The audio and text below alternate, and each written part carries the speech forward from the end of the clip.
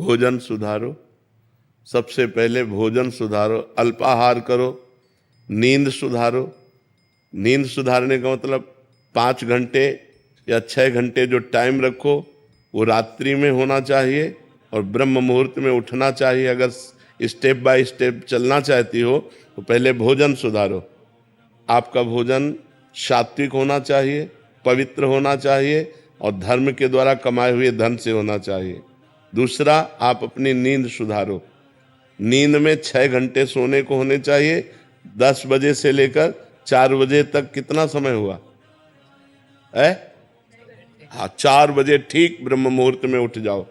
अगर आपको ठीक चलना है, भजन करना है, तो ये 7, 8 बजे तक जो 9 बजे तक सोते हैं, ये स्टेप बाय स्टेप भजन कर पाएंगे? उनका जीवन ही व्यर्थ है। सूर्य भगवान उदय हुए और जो सैया में सो रहा है उसकी आयु, श्री, कीर्ति, बुद्धि सब नष्ट हो जाती है। जिसका भोजन ठीक और जिसका शयन ठीक, और जबान सुधारो।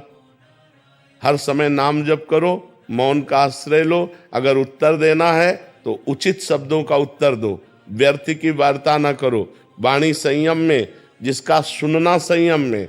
हम गंदी बातें न सुने, प्रपंच न सुने, भगवान की लीला कथा सुने, भगवान की चर्चा सुने, संत वाणी सुने, शास्त्रों की वाणी सुने, तो हमारी श्रवण इंद्री पवित्र। जब हमारी एक एक इंद्री पवित्र हो जाएगी तब हमारा मन भगवान में लगने लगेगा।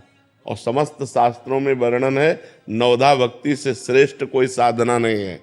जो श्रवणम, कीर्तनम, स्मरणम, विष्णुपाद सेवनम, अर्चनम, वंदनम, दास्य, सख्य, आत्मसमर्पणम, इससे बढ़कर के कोई श्रेष्ठ भक्ति नहीं है। 9 प्रकार की भक्ति ही प्रेम लक्षणा भक्ति प्रदान करती है। पर हम पहले अपने आचरण सुधारें, हर इंद्री को पवित्र करें। अब जो व्यभिचार करते हैं, गंदी आदतें, गंदे आचरणों में, और वो सोचे कि हम भक्ति का नाटक कर लें, भक्ति नहीं हो सकती।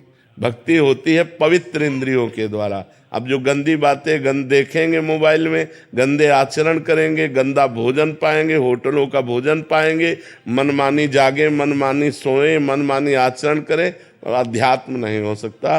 वो मनमानी आचरण उनको नरक दुर्गति की तरफ ले जाएगा, भगवान की प्राप्ति की तरफ नहीं ले जाएगा। तो इसलिए पहले सुनना ठीक करो, देखना ठीक करो, बोलना ठीक करो, सोना ठीक करो, भोजन ठीक करो, और फिर 9 प्रकार की भगवान की भक्ति को अपने हृदय में धारण करो। भगवान का ही श्रवण, भगवान का ही कीर्तन, भगवान का ही स्मरण, भगवान का ही पूजन। भगवान ही हमारे मित्र हैं, भगवान ही हमारे स्वामी हैं। भगवान को आत्मसमर्पण, अर्चन, वंदन, इसी से भगवत प्रेम प्राप्त हो जाता है। जी।